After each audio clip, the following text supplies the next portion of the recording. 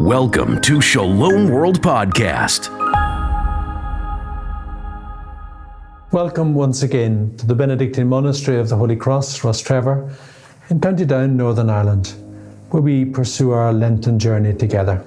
At the very heart of the message of Lent is forgiveness, the acceptance of the grace of forgiveness and the call to forgive. Forgiving and accepting ourselves as having been forgiven can be issues for many of us, and Jesus realized that, and that's why he told us an important story which grew out of a question that Peter put to him. Maybe I could begin by reading that story from the Gospel to you. Peter went up to Jesus and said, "Lord, how often must I forgive my brother if he wrongs me?" And of course, Peter thought he was generous when he said, "As often as 7 times?" Jesus answered, "Not 7, I tell you, but 77 times. And he went on then to tell a parable. And so the kingdom of heaven may be compared to a king who decided to settle his accounts with his servants. When the reckoning began, they brought him a man who owed 10,000 talents, but he had no means of paying.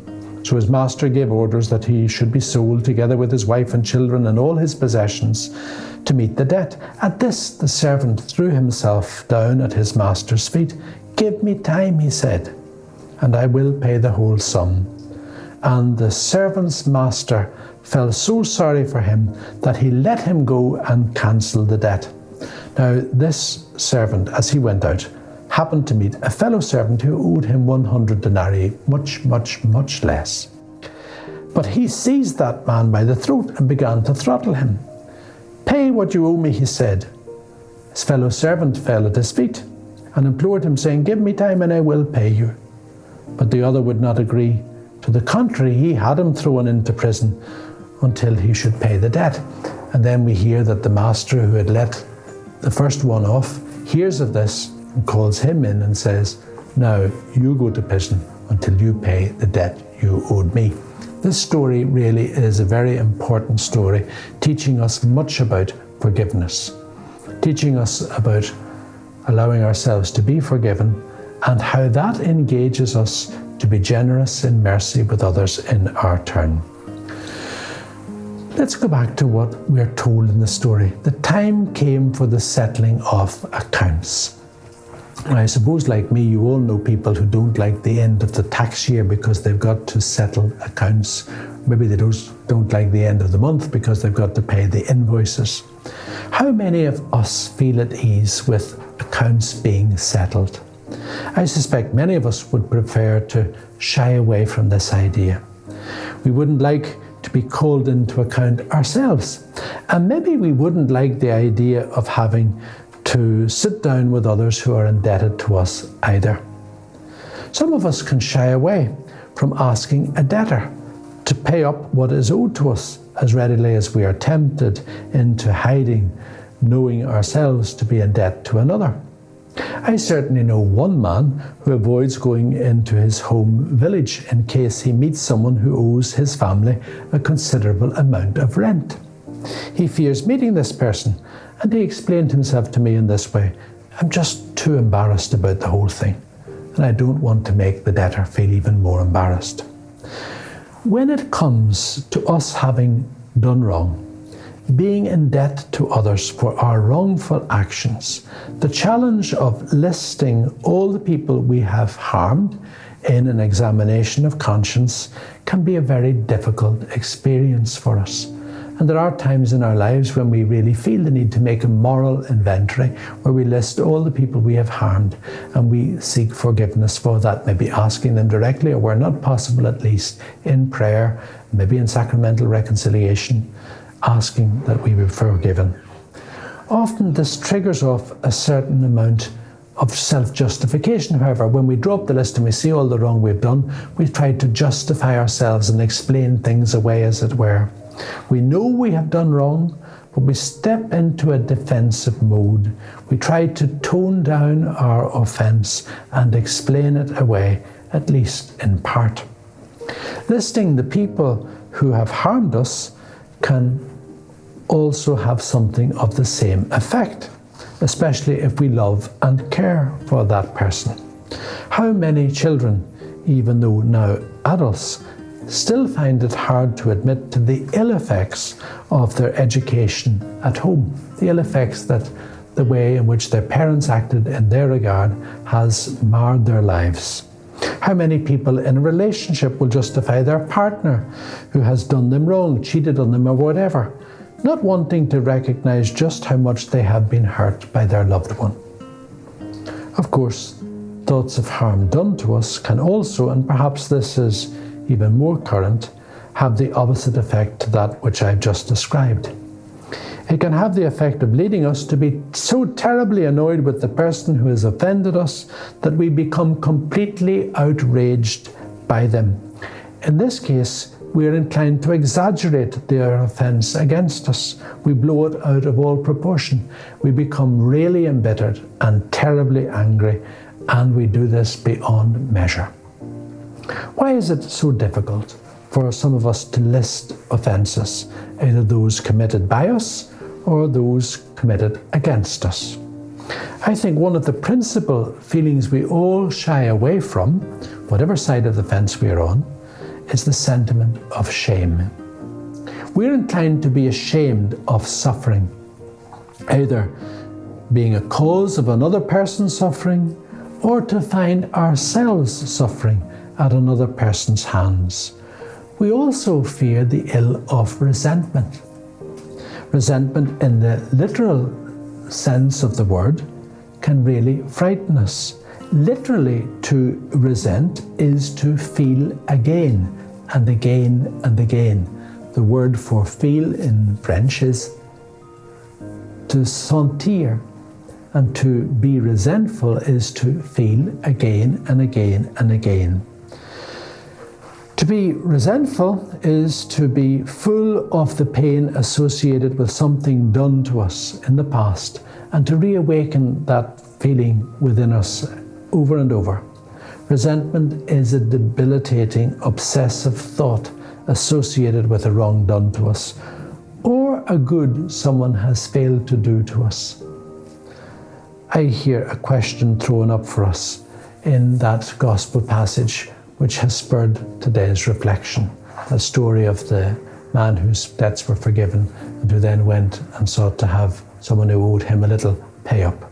The question is this: how to deal with the resentments which are there, perhaps buried within us, and which risk to be reawakened in our hearts.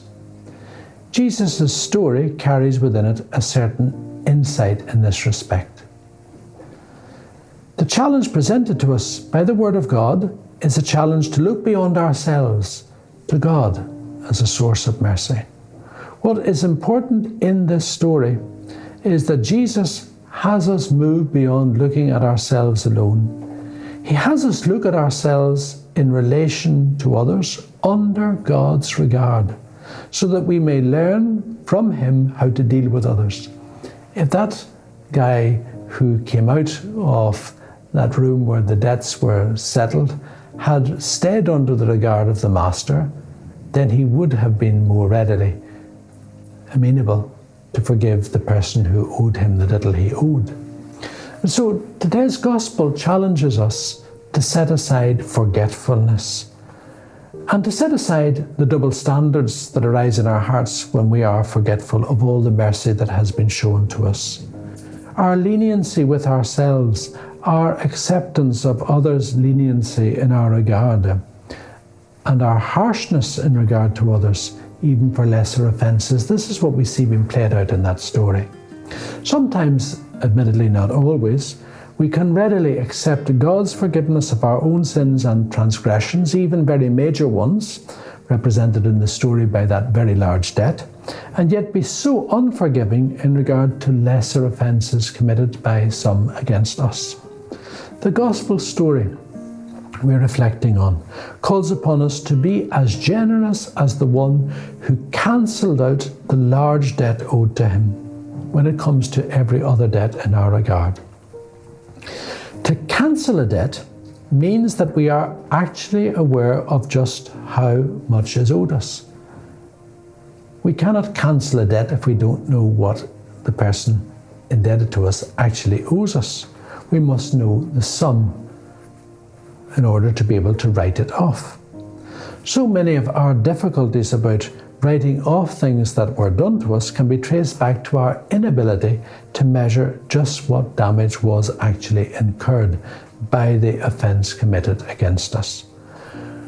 When we are fully aware of the mercy shown to us, when we recognise just how much we have been forgiven, then we can begin to reflect something of that same generosity to others.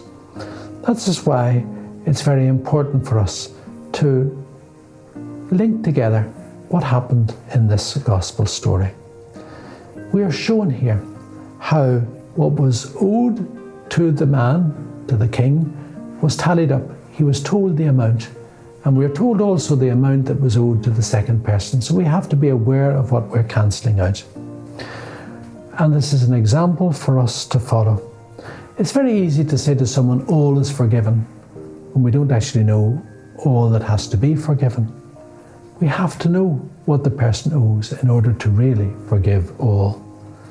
When we say all, we can be saying nothing. It isn't enough just to say we forgive the wrongs done to us if we don't really know what those wrongs are. It isn't enough for us to say all our wrongs are forgiven if we don't recognise the wrongs we have committed. And that's why it's important for us to take the time we need to make that moral inventory, to see what it is we need to be forgiven of. And it's also important for us, as we seek to live this Lenten season in the spirit of forgiveness, to actually see what we need to forgive others of. The point I'm wanting to make today is this, that we must choose to forgive and to be fully aware of all that is engaged in this forgiveness process, all that is engaged in that choice. True forgiveness offered is a positive thing that both empowers and enriches us. What I've just said there about empowering and enriching must be properly understood. True forgiveness empowers us in a way that actually makes us vulnerable. It enriches us in a way that actually impoverishes us. We could say that the showing of mercy is an act of vulnerability and poverty. It comes from the poor and vulnerable heart of our God. And so too is the act of receiving mercy. The reception of mercy puts us in a vulnerable position and makes us feel poor to have to receive. Benevolence, generosity, mercy should never give the benefactor the upper hand. To reflect God's goodness should never make us feel superior. To the contrary, we should feel truly humbled to be allowed to be channels of God's grace. To forgive another is also a way to experience a deep healing within oneself. It forces the one who forgives, as much as the one who is forgiven, to really let go of what is festering within them, to let go of resentment. Let's face it, we cannot change what others have done to us. We will have been marked by that and maybe even marred by that for life.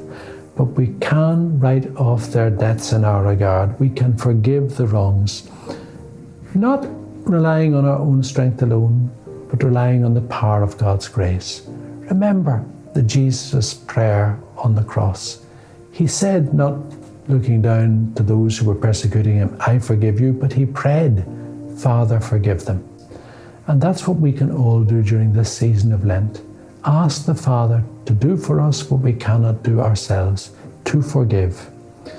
God is generous, rich in mercy, ever ready to forgive debts and transgressions. That's what the Scriptures teach us. And He calls us to be like Him. He calls us to be merciful as He is merciful. And maybe the way we can be merciful is simply to pray that prayer, Father, forgive those who have sinned against us. May we be graced to do that as we journey through this Lent, so that we may come to that freedom of heart which the Lord desires for us. The freedom that's given not only to the one forgiven, but the freedom that's given to the one who forgives. Amen. Shalom World Podcasts is now available on all online platforms, including Apple Podcasts, Spotify, and others.